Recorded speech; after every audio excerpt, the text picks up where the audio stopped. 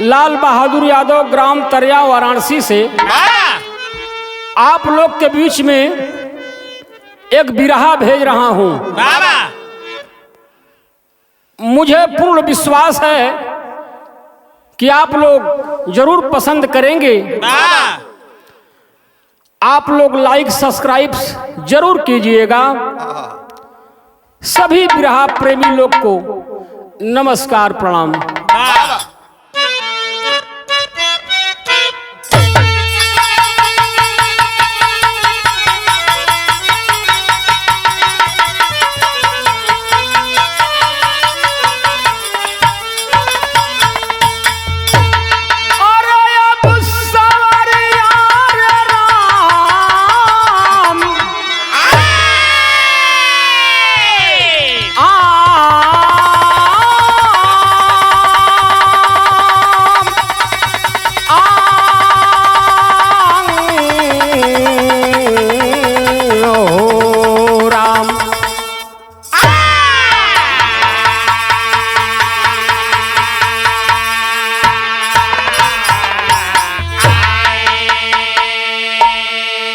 भूमिका का लाइरो मास्टर।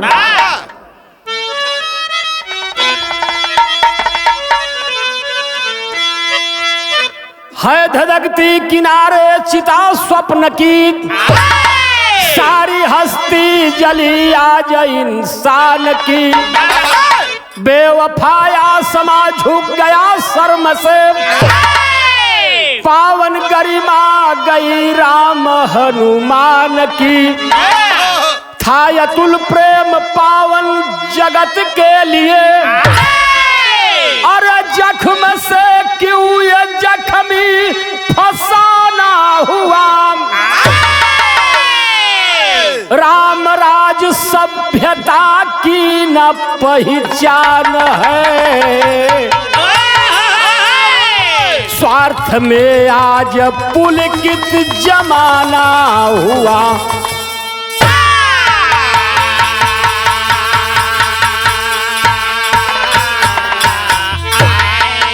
यहाँ कव्वाली का लाइन लगल मास्टर।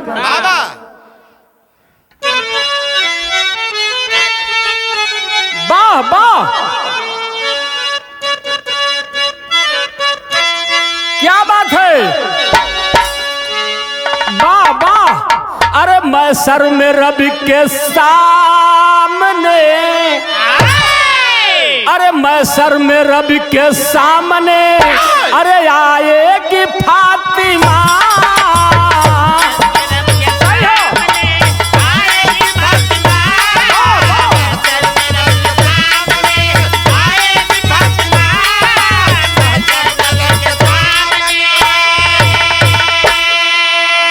लेकिन कवि जी भाव लिखल है कैसे मास्टर।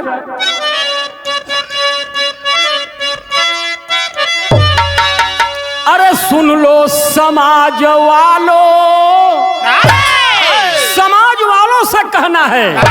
अरे सुन लो समाज वालों, अरे कैसा समाज है।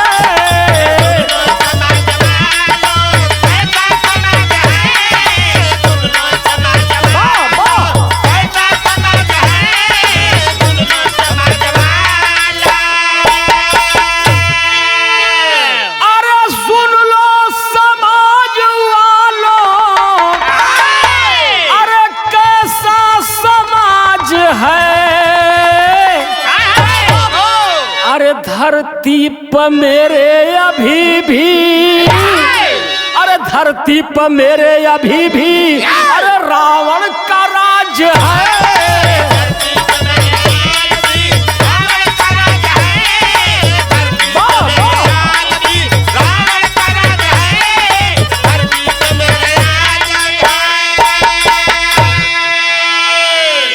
सुन लो समाज वालों, कैसा समाज है।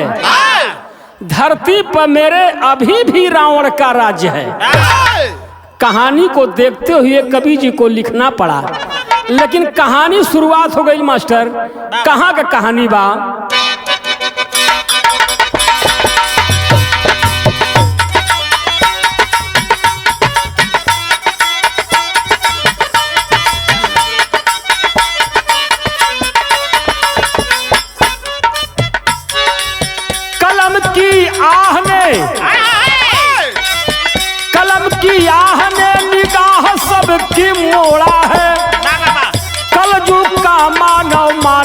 राह को तोड़ा है।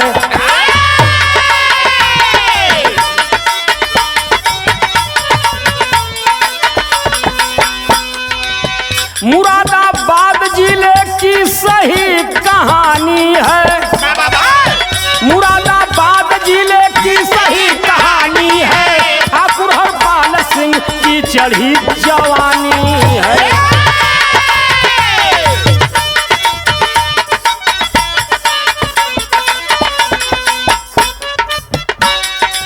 धन और दौलत, धन और दौलत जिनके आस का पैगाम बना, धन और दौलत जिनके आस का पैगाम बना, हवस की आग जिनके मौत का अंजाम बना।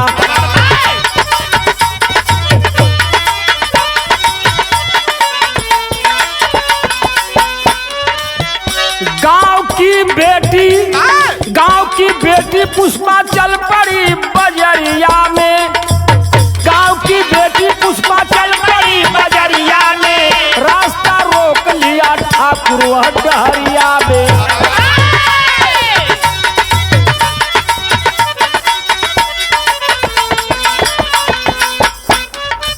करीला प्यार आज तोहरी हम जवनिया के,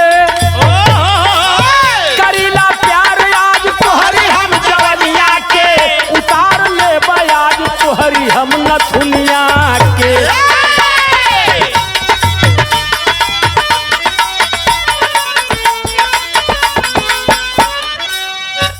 ए भैया, मुरादाबाद जिले की एक कहानी है।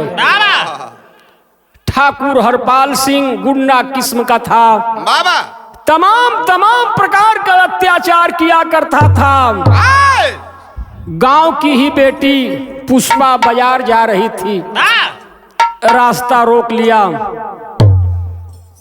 लड़की डांट कर कहती है, खबरदार खबरदार, कोई हरकत करने का जरूरत मत करना, कोशिश मत करना। लड़की डांट कर कहती है, एक बात कहती है, क्या? तर्ज लगल मास्टर, कौनो दुल्ही अपने दुल्हा से कुछ मांगत है, एक जगह का नहीं, कई जगह से। का मंगली हो?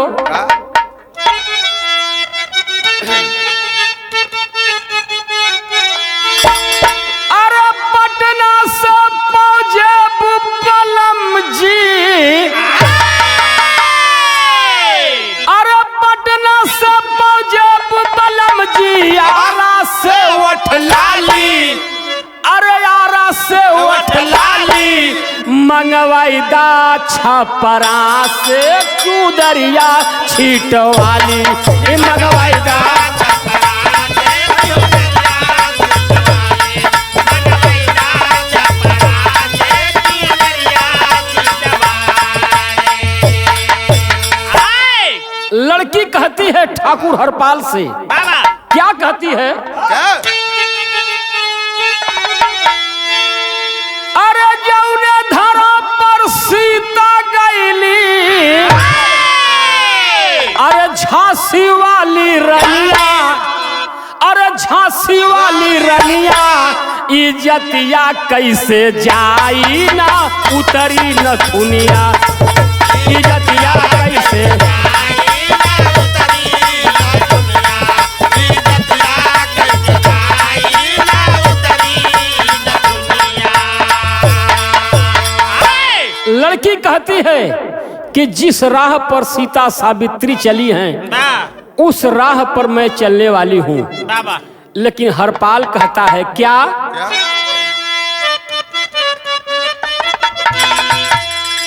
अरे 16 बसंत लेके, अरे 16 बसंत लेके मातल बाजीवाना,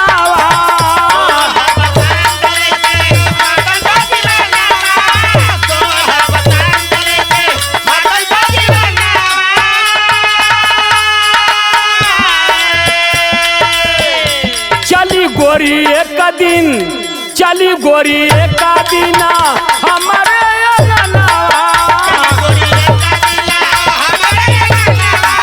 चली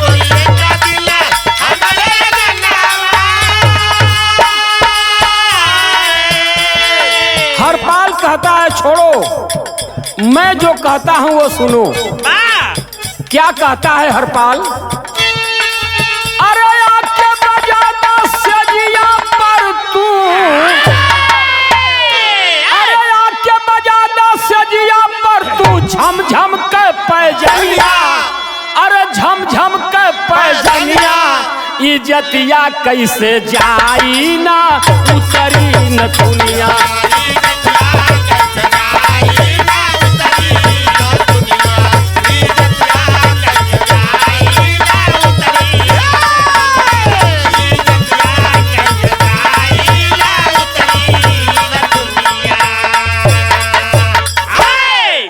जब इतनी बात पुष्पा सुनती है तो क्रोध में हो जाती है और जवाब क्या देती है मास्टर?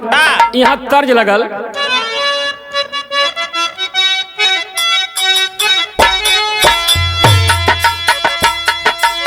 रतिया के जब रजनी गंधा फूलाई,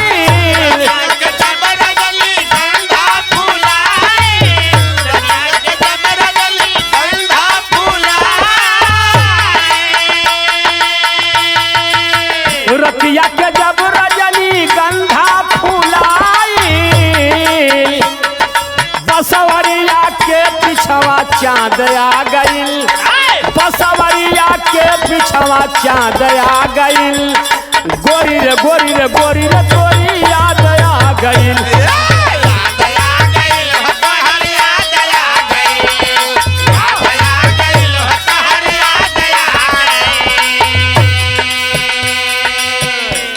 हरपाल का हरकत सहा नहीं गया। पुष्पा करती क्या है? थप्पड़ के खींच तब, थप्पड़ के खींच तब मरली छोकरिया,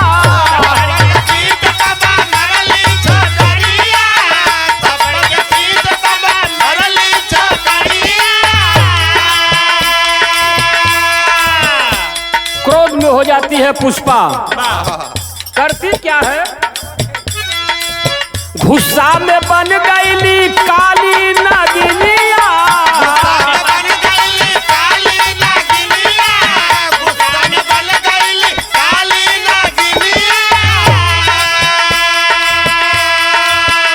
अरे गौआ का भाई गद्दार बन गयल, गौआ का भाई गद्दार बन गयल, पापी रे पापी रे पापी तोर ईमान डोल गयल।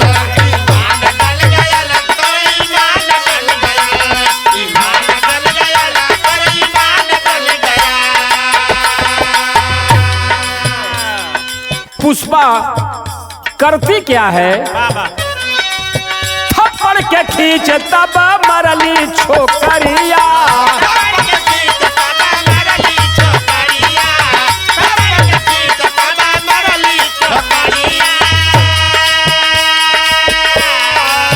जीते जी नहीं ऐसन होई आईली बखरिया,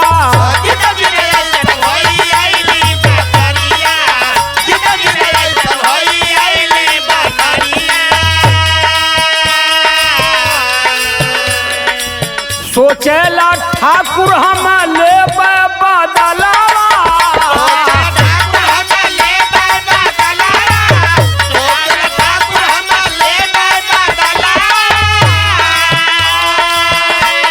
खींच कर थप्पड़ पुष्पा मारती है। मुहवा नीचे के कल है, लेकिन सोचत बा कि ये थप्पड़ के बदला हम जरूर लेंगे। अरे सागर में एक दिन तूफान आ गयल, सागर में एक दिन तूफान आ गयल, पापी रे पापी रे पापी तोर ईमान डोल गयल।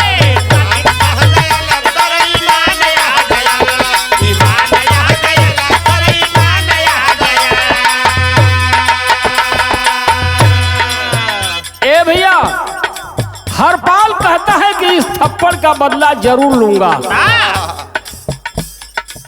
लेकिन धीरे धीरे कुछ दिन बीता। हुआ क्या? कवि जी भाव विदेशिया में लिख लें।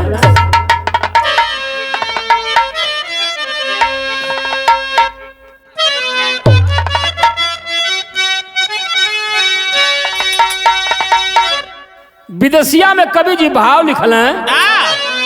अरे कुछ दिन बाद आईली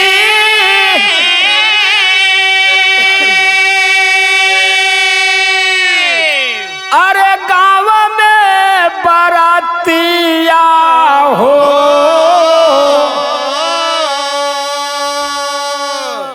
अरे पुष्पा संग सहेली गावे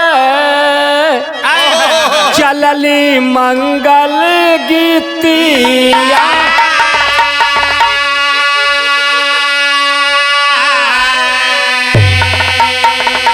अरे रात अधियारी चलली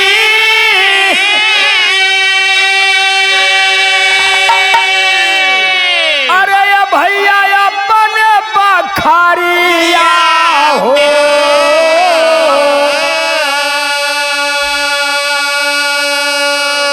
अरे रहिया के रोक ठाकुर बोला 12 बजे रातिया।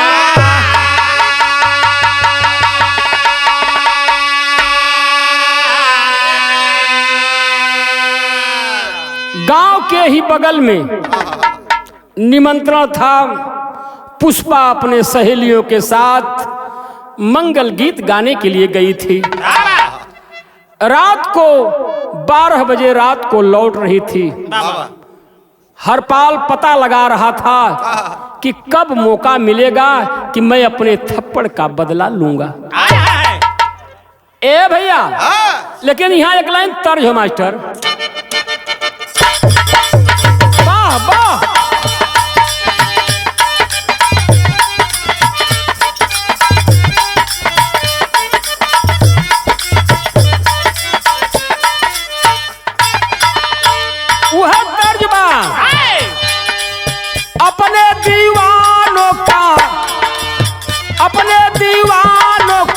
कर दे बुरा हाल रे, अखियों से गोली मारे, अखियों से गोली मारे लड़की कमाल रे, अखियों से गोली मारे लड़की कमाल रे, अखियों से गोली मारे लड़की कमाल रे, अखियों से गोली मारे। 12 बजे रात को अपने घर वापस जा रही थी। मंगल गीत गा करके छेक लेता है रास्ता हरपाल। सहेलियों को धमकी देता है कि तुम लोग शोरगुल नहीं मचाने को, चुपचाप यहाँ से चली जाओ, नहीं तो जान से मार दूंगा। बेचारी पुष्पा की सहेलियां डर के मारे कुछ भी नहीं बोली, वहां से चली जाती हैं। लेकिन हरपाल करता क्या है,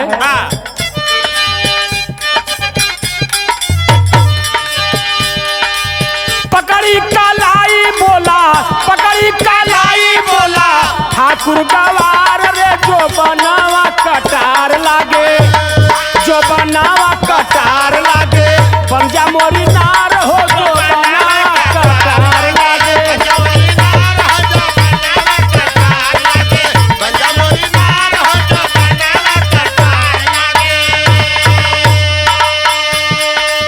जबरी हो करन लगा पापी वही छनावा,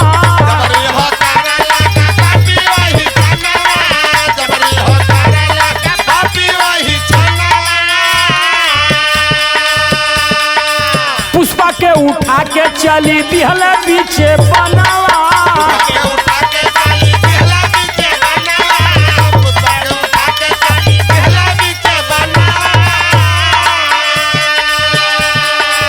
सखियन के धमकी देला, सखियन के धमकी देला, पापी कवार रे जो बनावा कटार लागे, जो बनावा कटार लागे, पंजा मोरी नार हो जो बनावा कटार लागे,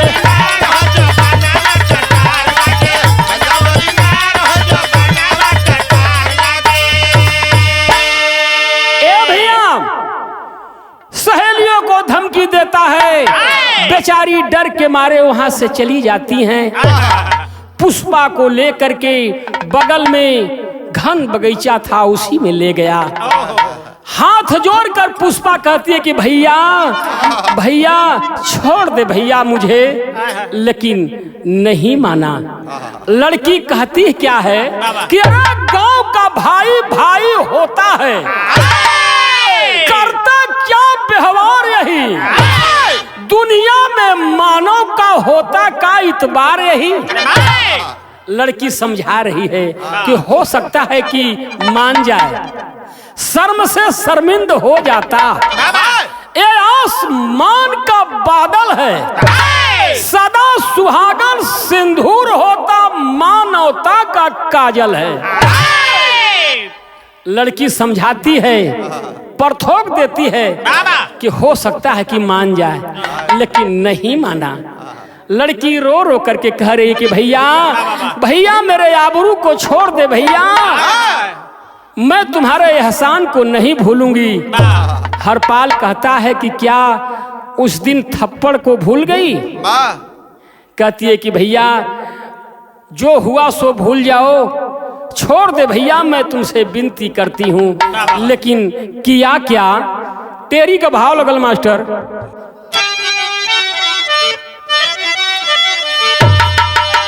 लड़की समझाती है लेकिन मानता नहीं है। तेरी में भाव कभी लिख ले मास्टर, कैसे?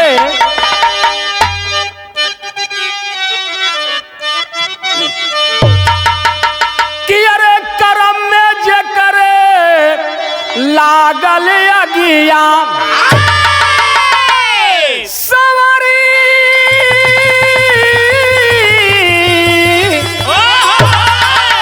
अरे करम में जे करे लागल अगिया, अरे मद में अंध मंद मकरंध गंध में पागल, अरे पागल अरे पागल। जियो जियो। मद में अंध मंद मकरंध गंध में पागल, करम में जकरे लागा लगिया। बाहर कवि जी का लेखनी, हमरे रामराज कवि जी बहुत बढ़िया लेखनी लिखल हैं, लेकिन यहाँ तर्ज मास्टर हुआ क्या?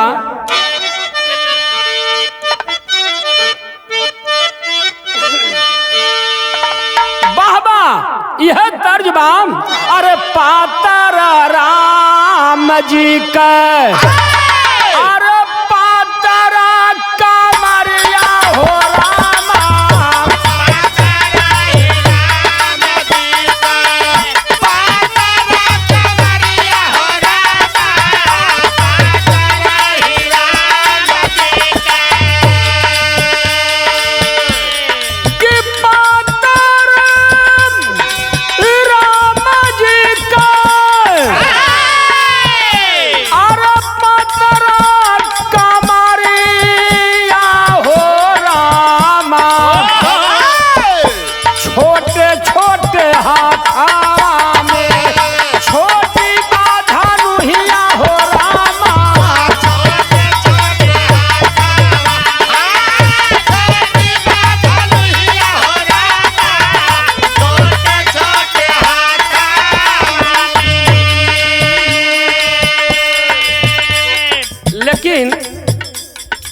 लड़की रो रो करके कहती है, क्या कहती है मास्टर?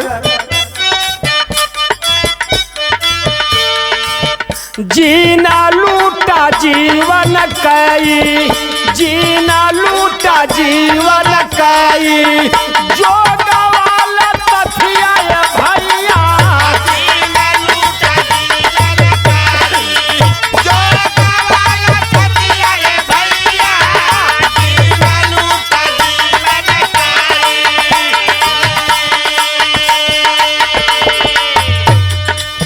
अरे जीना लूटम, अरे जीवन का,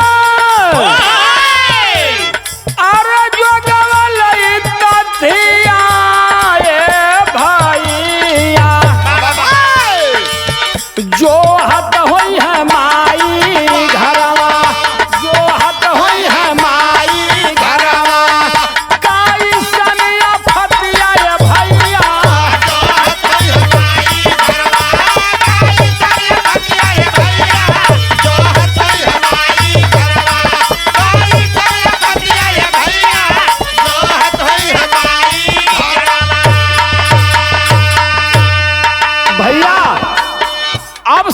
छोड़ दे भैया, मेरे आबरू को मत लूट भैया, मेरी माँ इंतजार कर रही होगी, माँ मेरी इंतजार करती होगी भैया, मुझे छोड़ दे भैया।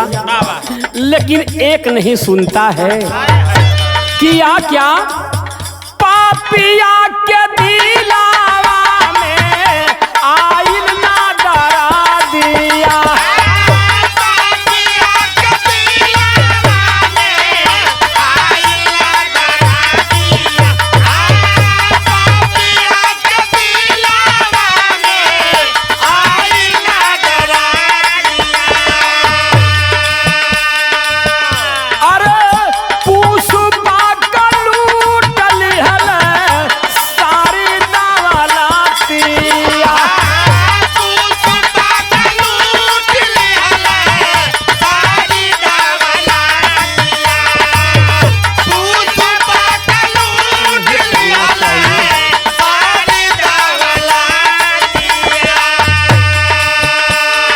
भैया पुष्पा के आबरू को लूट लिया।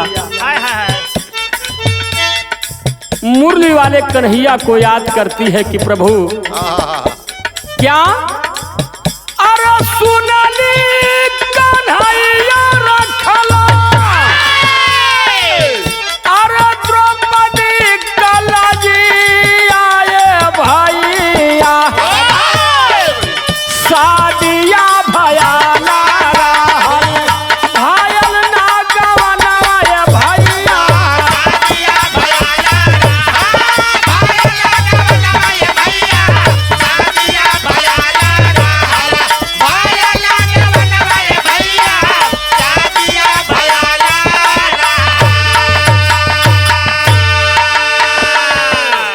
हरपाल कहता है कि याद कर ले उस दिन जो थप्पड़ मुझे मारी थी, आज मैं तुम्हारे आबरू को लूट लिया और तुम्हें इस दुनिया में जीने भी नहीं दूंगा। दोनों स्तन को काट लिया गद्दार। मर जाती है छटपटा करके बेचारी पुष्पा। सहेलियां जा करके सारी बात पुष्पा के भाई वीरेंद्र से कहती हैं कि भैया मैं उसे पहचान भी चुकी हूं, लेकिन उस समय मैं कुछ बोल नहीं सकी क्योंकि हम लोगों को जान से मार देता। जब इतनी बात वीरेंद्र सुनता है तो जा करके थाने में रिपोर्ट करता है। हुआ क्या, कवि जी भाव लिखे पहपट में,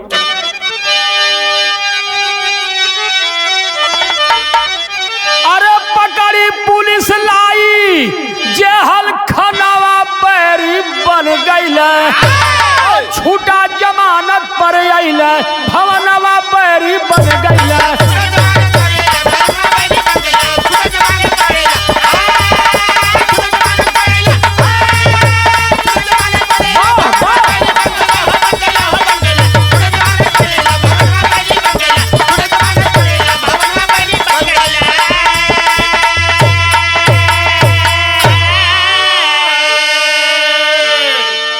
पुलिस आकर के हरपाल को पकड़ती है, लेकिन जमानत पर छूट जाता है और सोच रहा है कि वीरेंद्र मुझको जरूर मारेगा, अपने बहन का बदला जरूर लेगा। तो किया क्या, अरे बेच के घरवा भाग के कई दिहला पयनवा हो, और सोचा वीरेंद्र कब मिली जय है दुश्मनवा हो।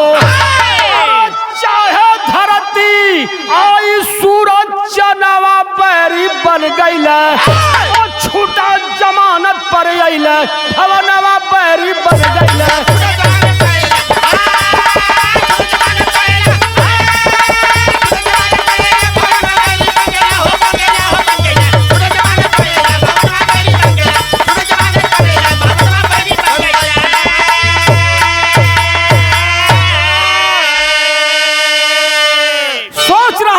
पुष्पा का भाई वीरेंद्र जरूर बदला लेगा, तो बुद्धि लगाता है। क्या लगाता है, हरपाल किया क्या? कवि जी आल्हा के अंदर भाव लिखल मास्टर।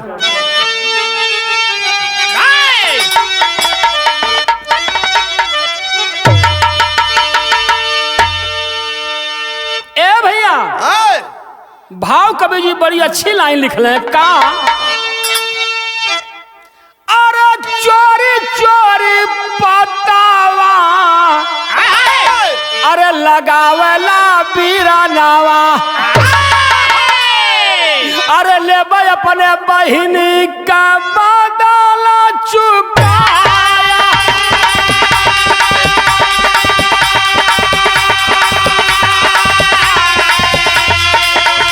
अरे घूमी घूमी गौआ में पतावा लगाया,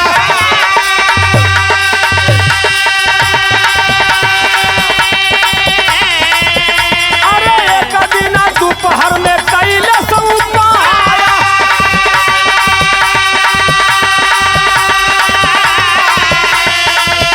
अरे दुई बैलगाड़ी पलाट के समनिया,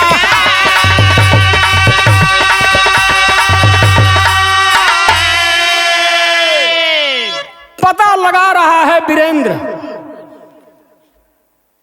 कि मैं जरूर अपने दुश्मन को मारूंगा, जब तक उसे मार नहीं लूंगा तब तक मुझे चैन नहीं है।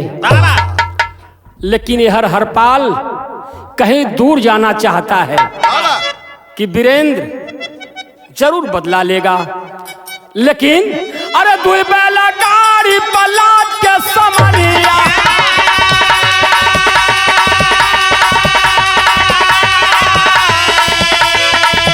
अरे माई बाबू संघावा में ले हलस लिया,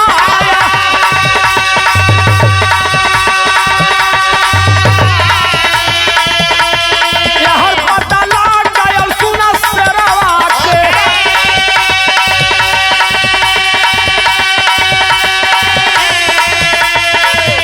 अरे हाथ में बंदूकिया के ले हला उठाया,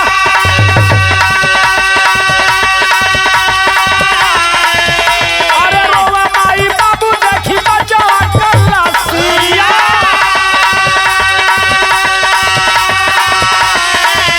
अरे खरानी का फाल बेटा गैला अपने पाया,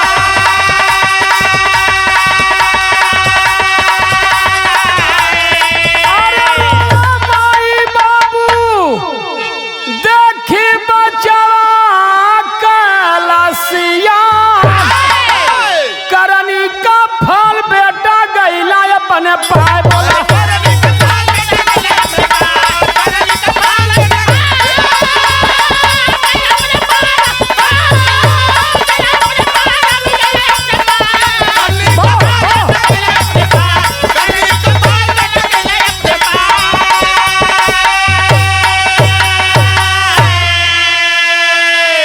घर द्वार बेच करके कहीं दूर जाना चाहता है हरपाल, लेकिन इधर वीरेंद्र पता लगा रहा था कि मैं जरूर अपने दुश्मन को मारूंगा। पता लगा कि अपने माँ बाप के साथ जा रहा है, लाइसेंसी बंदूक उठा लिया, जा करके ठाई ठाई हरपाल के मरबे कैले। ए भैया इस दुनिया से चल बसा, लेकिन कितनो नालायक बेटा हो, जब मतारी बाप के सामने मार दिहल जाए तो मतारी बाप का दशा हुई। ए भैया लेकिन कवि जी भाव लिखले, मतारी बाप हरपाल को रोवत हुआ का,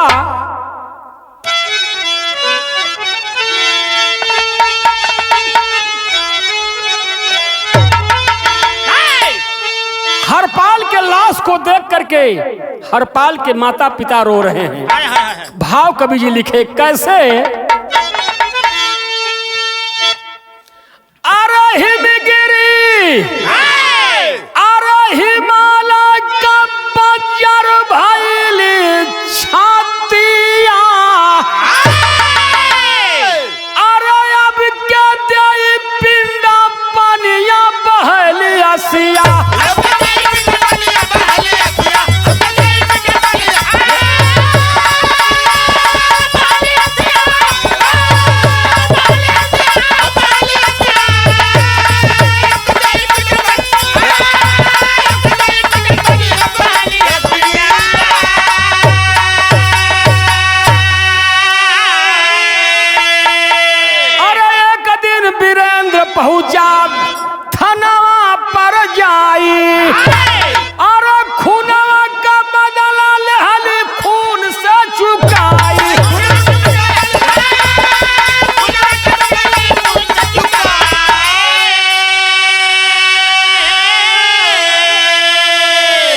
वीरेंद्र खुद थाने पर पहुंचा, जा करके हाजिर हो गया कि मैं खून का बदला खून से चुकाया हूं।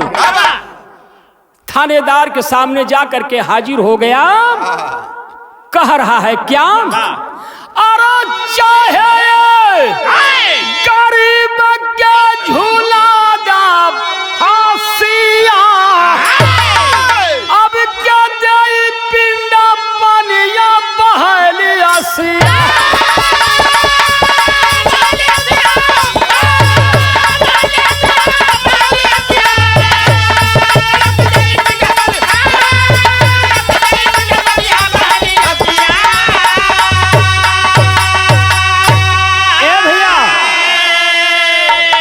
जा करके थानेदार से मिला और बोला कि मैं खून का बदला खून से चुकाया हूं सर, मैं आपके सामने हाजिर हो गया हूं, अगर गलती हो तो मुझे फांसी की सजा दे दी जाए।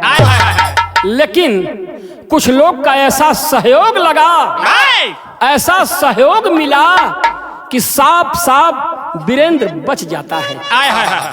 लाख रुपए की बात कवि जी अपने कलम से लिखे, क्या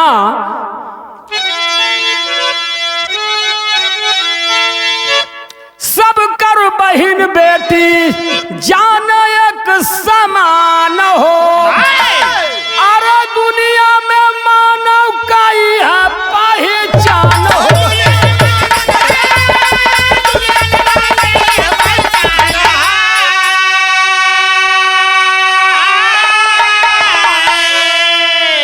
होई अरे तब नटवर लालिया बजाई है बंसिया, अब क्या जाई पिंडा पनिया बहलिया सिया।